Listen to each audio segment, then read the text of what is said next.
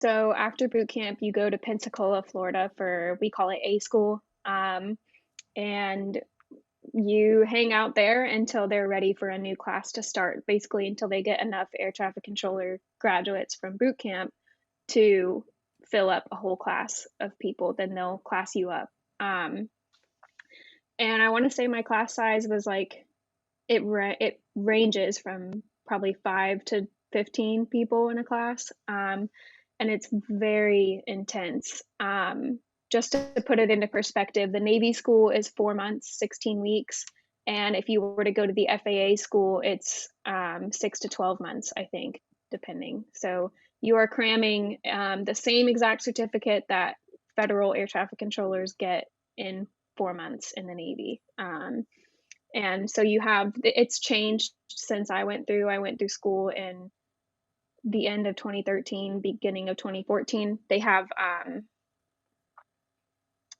a different way of testing now that I'm not too familiar with, but the topics are the same. And you have like 12 maybe different phases that you go through. So like let's say your first class is aviation weather, and that's the easiest, and it's kind of a reality check into how difficult the testing is. And you get like a day to learn these subjects too. The harder subjects, you get like 2 or 3 days, but you um, cram all of this information, and it's just an instructor reading from the book. Like it's nothing fun. And then you go home and study and take these hardest tests I've ever taken in my life. And I had like decent grades in high school. But they're all made to like you have to know the answer. You can't do process of elimination because it's just one letter or one comma, and it's all written by lawyers.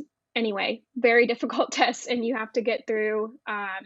You have to pass with I think a 70 or higher, um, and you have to keep like your GPA at a certain point in order to keep moving forward in the classes. If you fail a test, then you get pushed back a class. So you go to the class that classed up a week after you and then get a chance to retake it. And if you fail a test, for me, it was twice. I think now they do a three strikes and you're out thing because the military's hurting for people. So they're going to give people more chances.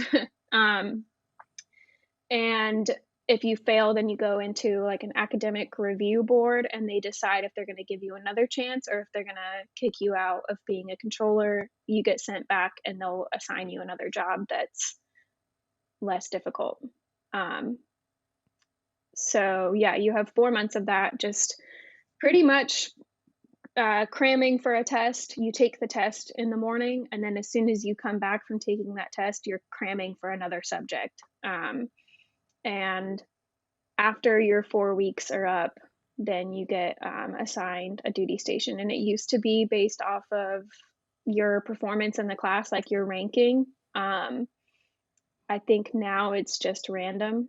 Like they would, an officer would come into your class and be like, "All right, you have the highest GPA. You get to pick from this list where you want to go." So, of course, like the shore duty or like yeah, shore duty and California and Florida were always taken first, and then ships were for the people that didn't get good grades.